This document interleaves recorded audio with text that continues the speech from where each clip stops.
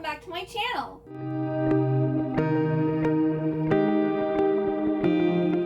So today we're doing one of my favorite videos to film, which is my TBR. So this is going to be my August TBR and also my full moon readathon TBR. And the full moon readathon is a readathon that is hosted by Jan Agaton, and it is from August 1st through August 13th. I will be doing 2 separate reading vlogs for that readathon. Since it's basically 2 weeks, I'm going to do one vlog one week and the other vlog the other week. So yeah, let's get into what I'm going to be reading this month. So let's start off with the carryovers. This wasn't technically on any TBR, but I started listening to the audiobook in July, which is The Woman in White by Wilkie Collins. This is a Victorian story that is about this mysterious woman in white. We have our main male character who is on his way to this job to be like an art instructor at this I guess prestigious house, and he runs into this woman in white, and she's kind of odd, and he moves on with his life. And then he finds out that this woman in white has escaped from the insane asylum, and she's connected to this family that he is now working for, and things unfurl from there. So far I am 93 pages in. I'm on chapter 13, and it's very slow pace, and it's almost like trying to make this situation seem more mysterious and more exciting than it actually is. Apparently when this was released, periodically in the Victorian era, it was a sensation, and everyone was addicted to it, and it was apparently huge. But I'm it's interesting, but I don't know why people were obsessed with it. But alas, I am going to keep reading it because this is I think it's a mystery, a gothic mystery kind of love story, because there's also kind of the artist falls in love with someone, but they can't be together because she's betrothed. Which, duh, of course. But yeah, it's interesting. It's an interesting read. There's technically only one book carrying over from July that I put on my July TBR. So that is The Keeper of Night by Kylie Lee Baker. This is about a half British Reaper and a half Japanese Shinigami, and she has to go to the Japanese underworld to serve the goddess of death. I've heard great things about this. It is a duology. This was my random pool in July. I got all the other books that I actually had set on my July TBR read except for this one. Sadly, I'm not going to be able to get to this one because I'm currently, I'm not going to mention it because I know I'm going to have it finished before August, but I'm rereading a book that was on my June TBR that I hadn't got to. And I figured that was more of a priority than a book I just put on my July TBR. So I still have 3 other books that are carrying over from my June TBR that I sadly still have not been able to get to. So I have Cake Eater by Alison Dolan, Need by Carrie Jones, and Anna Maria and the Fox by Liana De La Rosa. So I still very much want to read these 3 books. It's just I'm slowly making my way through them because I think I got 3 of my carryovers from June read in July, so maybe I'll be able to finish all of these finally in August. We will see. That is the hope, though. Especially Cake Eater. I really want to read Cake Eater. There's been other priorities. Alright, let's talk about book club books. So for my book club, Happily Ever Afters, we are going to be reading Mortal Remains by Mary Ann Fraser. And this was compared to 6 Feet Under meets Edward Scissorhands. Sold. I haven't watched 6 Feet Under, but I have watched Edward Scissorhands, and I really like that movie. But this is basically about this girl named Lily whose family owns a mortuary, and she does the cosmetics on the dead people, and she ends up meeting this boy who everyone thought was dead, and they I think form a relationship. And it says, is love enough to overcome the supernatural forces that could drive Lily and Adam apart in this powerful gothic story of love and death, past and future, magic and science? This does not have that many reviews at all. I think there was 16 reviews on Amazon, and then there's maybe 224 reviews on Goodreads. And on Amazon it has a 4-point-something star rating, and then on Amazon it has 3-point-something star rating. So I literally just saw this sitting on a shelf in Barnes & Noble a few months ago, and I was like, oh, this sounds really cool. And especially it says Morticia, Ghoul Girl, Freak, and I was just like, I love Wednesday.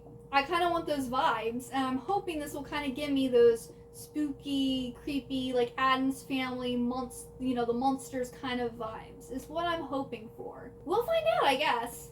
So if this sounds interesting to you, come and join me. The books are discussed over on my Discord channel, which is 100% free to join. So I will leave a link down to that in the description below in case you want to come and join in. And then for Mel's Patreon book club, The Citadel, we're going to be reading Immortal Longings by Chloe Gong. And this is her new adult debut story that is inspired by Shakespeare's Antony and Cleopatra, and it is a fiery collision of power plays, spilled blood, and romance amid a set of deadly games.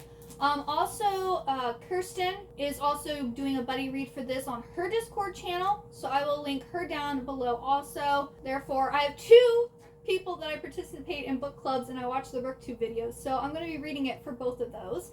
So this will 100% get read in August. Then for Mel and Liv's, they have a combined reading book club on their Patreons. For that, they're reading Vespertine by Margaret Rogerson. I'm hoping to borrow this from Libby so I can read it on my Kindle. But I believe this is about a priest, no, she's a nun that has power over the dead or can raise the dead or something like that. It kind of gives Sabriel vibes, in my opinion. I don't know much about it. I like Margaret Rogerson, but I'm not a huge fan of hers. So I don't really want to buy this book because I've bought her other ones and I'm just they're okay. But who knows? I might really like this one. And I think this one's actually supposed to be a duology, but I don't think the second book has been released yet. So hopefully if I read this and I like it, the second book is going to be coming soon. But yeah, so I'll be reading that for that. And then let's just go over kind of books that I would like to read this month. I have Once Upon a Tome. My mother-in-law actually read this and suggested it to me. It's about this guy who works in a bookstore, and I think it's about all these weird things that happen in that bookstore. And they actually have it, I believe Libby has it where I can read it, so I'm probably going to be reading the ebook of that too. And then Love Boat Taipei is being made into a movie that is coming out in August, and I want to read the book before I watch the movie. So I have this, I purchased this and I have it on my Kindle. I just never read it, so I'm going to be reading that. I believe it's about a Chinese American girl who goes to school on a boat that's for international studies or something like that. And I don't know if it's with, all Asian kids or if there's going to be a mix of, I'm not really sure. But I just know she, goes to school on this boat, and I think there's, a relationship between her and another student. But I don't know if there's going to be, a love triangle, because, on the cover or, the trailer for the movie, there's, two guys behind her. So there might be, a love triangle. I'm not really sure. But I just know I want to read this book before I watch the movie. And I've been interested in this book, and I think the third and final book is coming out soon. And I own the first two books on my Kindle, so I kind of need to read them. And with the movie coming out, it's just pushing me to hike it up my list and get it read sooner. And then, I think it's September. I'm pretty sure it's September. Fairy Loot's doing a pre-order for this duology that I already own. But of course, Fairy Loots are prettier. So if I like this, at least if I like the first book, I want to pre-order that duology, and that is A Magic Steeped in Poison by Judy I. Lin. These books are gorgeous. I think I got both of these at Amazon during Black Friday, that time period. They were having I think buy two books get one free. So I bought both of these books and then another one, and I haven't read them yet. Shocking. If I really like this first book, if it gets a 4 or 5 star, then I want to buy the special editions. But if it only gets a 3 or less, I don't need to spend my money on special editions. So this, I believe, is a Chinese inspired story that has magic that involves tea. And it sounds really good, and I'm excited to read this one. I'm hoping it's really good because those special editions are really pretty. They're very pretty, but I want to make sure I like the series first. If I didn't own them already, then I'd probably just go ahead and buy them.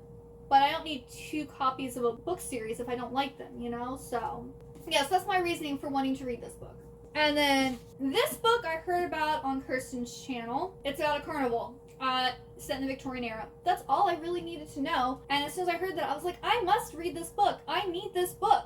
Post haste. So yeah, it's set in Victorian London, and there's Aurelius Ash, who owns this carnival, and his star performer is Lucian the Lucifer. And this notorious man in London comes to Aurelius to make this agreement, and this girl Charlotte, I think, gets roped into the carnival, and then Charlotte and Lucian kind of form a relationship, and apparently grave secrets, past horrors, and what it means to be family come to a head in this vividly imagined spectacle with the lives of all those involved suspended in the balance. And it just sounds so good. It also looks really good. I just love anything set in a carnival or a circus. I just love that, especially in Victorian England. The other book that I would like to read, but I don't know if I'm going to be able to get to, we will find out, is Starbringer by Tracy Wolff and Nina Croft. Tracy Wolff is the person who wrote the Crave series, which I enjoy, but I don't love. And I've never read anything by Nina Croft, so I'm not really sure about how this is going to go, but it sounds amazing. I'm just going to read the blurb. Firefly meets the Breakfast Club in this snarky new adult romance. I was hooked. I was sold. I was like, I love the Breakfast Club. I love Firefly. Give me this book. I need it now. I actually wanted to read this one in July, but as you can see, I had too many books to be able to fit this one in. So I'm really hoping that I can read this one in August. And then I always try to read a manga series, at least one each month, to get through my manga, because if you watch my hauls, you know I buy a lot of manga, so I need to be reading them. So I for sure want to try to read Romantic Killer. It's just a 4-volume series. It should be really quick. And then if I end up having more time, or if I feel the need to read more manga, I really want to read Midnight Secretary, but that one's 7 volumes. And with everything else that I still need to read, and the fact that we still haven't gone over the Full Moon Readathon TBR yet either, I don't know if I can also read that. But I for sure will be reading Romantic Killer, because I've been interested in reading it, and the 4th and final volume came out in July, so I want to get this read. Alright, now for what I will be reading for the Full Moon Readathon. Let me get my prompts here. There are 4 different monsters or creatures that have 3 prompts for each creature. They have 2 reading prompts and 1 activity prompt. So if you're interested in the activity prompts and the inspiration, all that, go and check out Jan's video. I'll leave it linked down below. I'm just going to go over the books that I'm going to read for each prompt. All but one of them I doubled up for prompts for the first monster, and then the others I have an individual book for each one. So the first creature monster is the skeleton, and the first prompt is to read a hardback, and the second prompt is to read a book between 206 and 300 pages. I'm combining these prompts together, and I'm going to read Alone with You in the Ether by Olivia Blake. This is a hardcover book, and it also is 262 pages. So I also kind of wanted to get a short book in here because there are a lot of prompts for this readathon, and I believe this is a love story about 2 people who meet in an art institute by chance. And I've heard this is kind of really pretentious, and kind of it's trying to be super smart. So some people love this book and other people don't. So I'm not really sure where I'm going to fall. I really like the Atlas 6, so I already know I like her writing style, so I also hope that I like this book. But yeah, it's a love story. I don't know how well that goes with the skeleton themed. It's what I'm gonna read. Then our second creature is the jack-o'-lantern. And the first prompt is to read a nostalgic spooky book. And for this, I didn't want to reread a spooky book, so I'm going with a book that is based around nostalgia, which is The Shadow Glass by Josh Winning. And this is apparently, I think it's supposed to be a horror or a thriller that was inspired by the puppets from Jim Henson movies in the 80s. So think The Labyrinth and The Dark Crystal, and probably The Never Ending Story. Those, but in modern time, and I think they've come to life in this creepy mansion that was owned by a guy who did the whole puppet thing in the 80s. I don't know if the guy's supposed to be inspired by Jim Henson or if it's just the puppets, but it's gonna have, I've heard, like that 80s nostalgia to it. So I've heard good things. I'm really excited for this one. It's on my Kindle, and so I'm looking forward to reading this one. And then the second prompt is someone else's pick. I haven't had anyone pick yet because I think I'm just going to have my husband pick one of the books that I would like to read and have it in the vlog. So it will be a surprise when I get to that prompt. This will probably be in the first reading vlog because it's only the third prompt. That is for the jack-o'-lantern. The third monster is the vampire. So the first prompt is to read a book with blood in the title or on the cover. I need to also work on my, 23 books to read in 2023 list. And I reread the first book recently, and I need to continue on.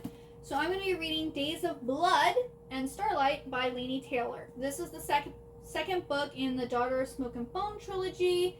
And that is basically about this girl who is raised by demons. And she ends up meeting an angel and finds out that there's more to her and more to her life and what's going on that her demon family was hiding from her.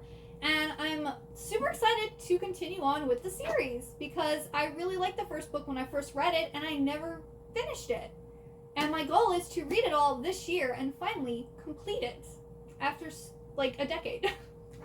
So yeah, I am super excited to read this one. The second prompt is to read a book that has your favorite supernatural creature. Vampires. Hi. This is another book series that I've been working on for 10 years. It is also on my 23 books to read in 2023. And it is about vampires. So I'm going to be reading Bite Club by Rachel Kane. This is, I think, book 8 or 9 in the Morganville Vampire series. And I have no idea why I never finished the series, because I remember way back when I went to Walden Books and I bought the first book and it ended on such a cliffhanger. I literally went the next day and bought all of the books that they had available on the shelf. Bought them all and I read them all super quick and I was reading them as they were coming out, and then I kept on collecting the books, but I haven't finished reading the books.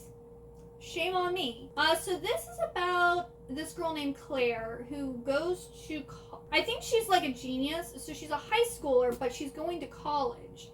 And she ends up getting hired by this mad vampire scientist to help him develop a cure for, the vampires are going crazy. He, including, is going crazy. And they're kind of going into a blood frenzy and just attacking people at random.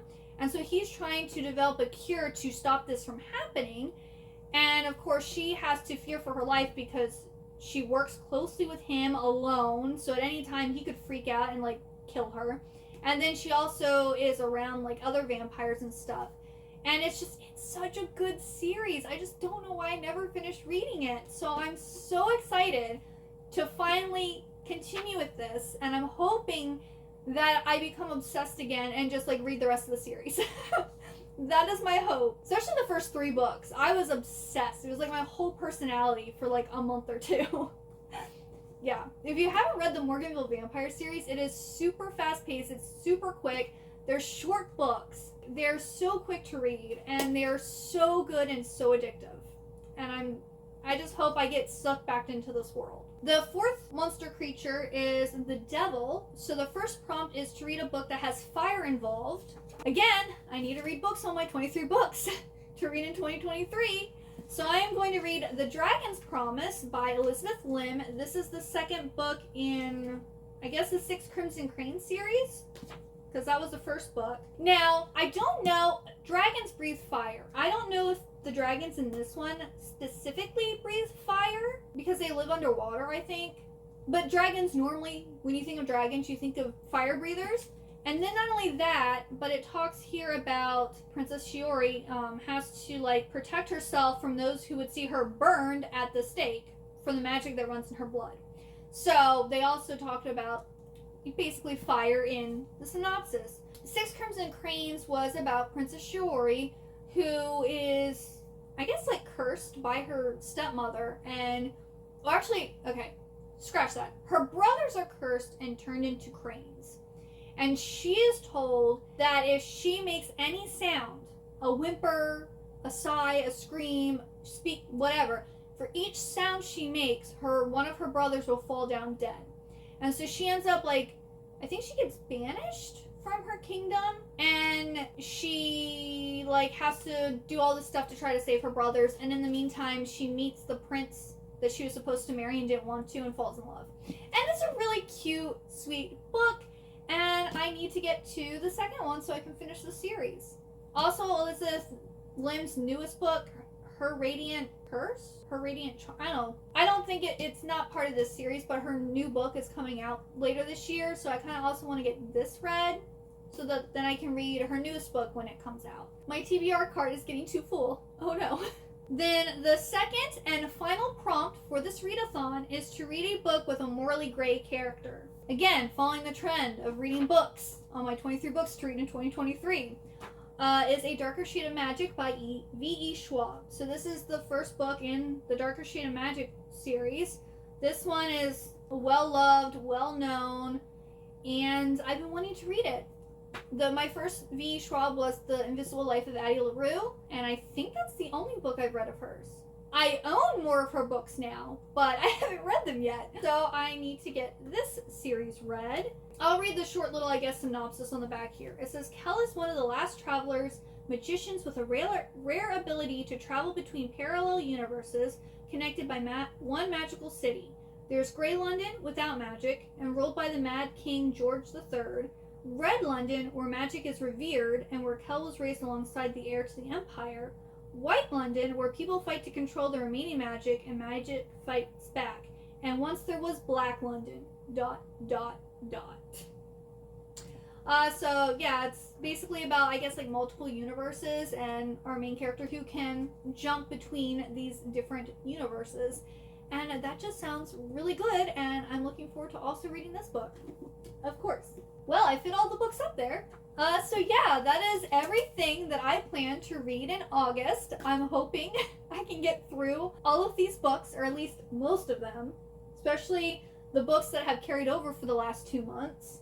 And then, you know, everything for the readathon, and then books for book clubs. We will see what happens, but I mean, August has 31 days. I didn't have a good time in June, but July I read a whole bunch of books, so hopefully it can continue on in August. If you got all the way to the end of this video, please leave me the star emoji, and let me know if you're going to be participating in the full moon readathon.